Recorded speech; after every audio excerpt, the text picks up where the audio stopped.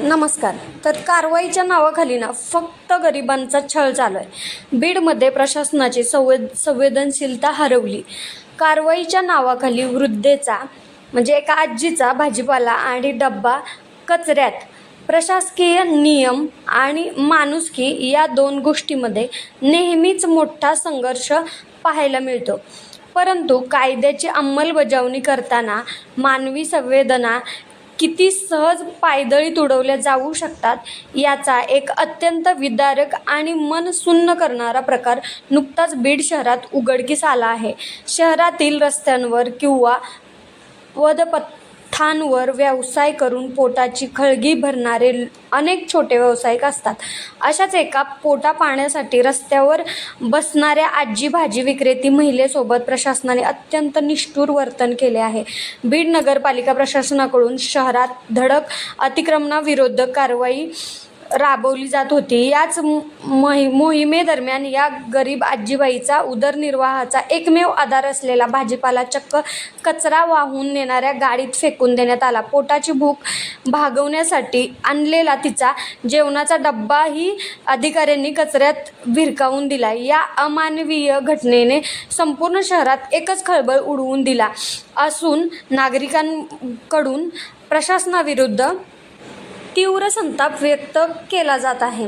रस्त्यावरील गर्दी आणि वाहतुकीची कोंडी सोडवण्यासाठी स्थानिक स्वराज्य संस्थांकडून अनेकदा अतिक्रमणे हटवण्याचे पाऊल उचलले जाते. बीड नगरपालिका देखील याच उद्देशाने आपली अतिक्रमण हटाव मोहीम राबवत होती. मात्र ही कारवाई करताना पथकाचे भान हरपल्याचे चित्र दिसून आले. रस्त्याच्या कडेला आपली छोटीशी टोपली घेऊन बसलेल्या या आजी महिला व्यावसायिकाला साधी पूर्वकल्पना किंवा समज देण्याची तसदीही अधिकाऱ्यांनी घेतली नाही.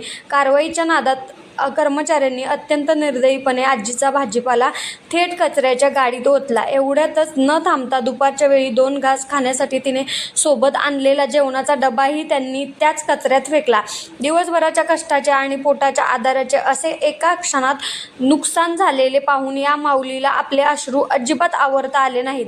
भर रस्त्यात ती आजी रडत असतानाचे दृश्य पाहून तिथे उपस्थित असलेल्या प्रत्येकाने मन हेलावून गेले. प्रत्येकाचे कोणत्याही शहरात नियम पाळले जावेत यात दुमत असण्याचे कारण नाही, पण जेव्हा एखाद्या निराधाराच्या तोंडचा घास हिरावून घेतला जातो तेव्हा प्रशासनाच्या कार्यपद्धतीवर मोठा प्रश्नचिन्ह निर्माण होते. या संपूर्ण प्रकरणानंतर बीडमधील स्थानिक नागरिकांमध्ये संतापाची लाट उसळली आहे. एका बाजूला मोठे अतिक्रमण करणारे धनदांडगे अनेकदा कारवाईतून सही सलामत सुटतात, तर दुसऱ्या बाजूला 2 वेळच्या जेवणासाठी ऊन पावसात रस्त्यावर बसणाऱ्या गरिबांना मात्र असा अमानुष जाच सहन करावा लागतो. अशी संतप्त प्रतिक्रिया सर्वसामान्यांमधून उमटत आहे. मानवी संवेदनशीलतेचा पूर्णपणे बळी देणारी ही कारवाई प्रशासकीय अधिकाऱ्यांच्या मानसिकतेवर प्रकाश टाकणारी ठरली आहे. जगण्यासाठी धडपडणाऱ्या एका असहाय्य जीवाच्या डोळ्यात पाणी आणून मिळवलेले हे कोणते प्रशासकीय यश आहे, असा थेट सवाल आता शहरवासियांकडून विचारला जात आहे. या हृदयद्रावक घटनेमुळे नियमांची अंमलबजावणी आणि माणुसकीची जपणूक यातील सीमारेषा पुन्हा एकदा चर्चेच्या केंद्रस्थानी आली आहे. तटस्थ मतः शहराचा विकास आणि शिस्त राखण्यासाठी अतिक्रमण हटवणे ही जबाबदारी प्रशासनाची असली तरी कारवाई करताना गरिबांच्या पोटावर पाय दिला जाणार नाही याची काळजी घेणेही तितकेच गरजेचे आहे. नियम सर्वांसाठी समान असले पाहिजेत, परंतु त्यांची अंमलबजावणी करताना प्रशासनाने थोडी सहानुभूती आणि मानवी संवेदनशीलता दाखवणे अपेक्षित असते. अन्न आणि कष्ट यांची अशी विटंबना कोणत्याही सुसंस्कृत समाजाला न शोभणारी आहे आणि खरंच ही न शोभणारी आहे बरं का. कारण त्या आजीला म्हणजे कोणीच नाही आहे आणि घर पण व्यवस्थित राहिलं नाही आहे. तिचं कसं तरी हातावरचं पोट असल्यासारखं आहे म्हणतात.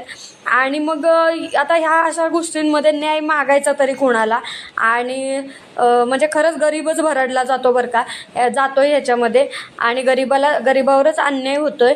तर कमेंटमध्ये नक्की या प्रकरणावर तुमचं काय मत आहे आणि कारवाई झाली पाहिजे का?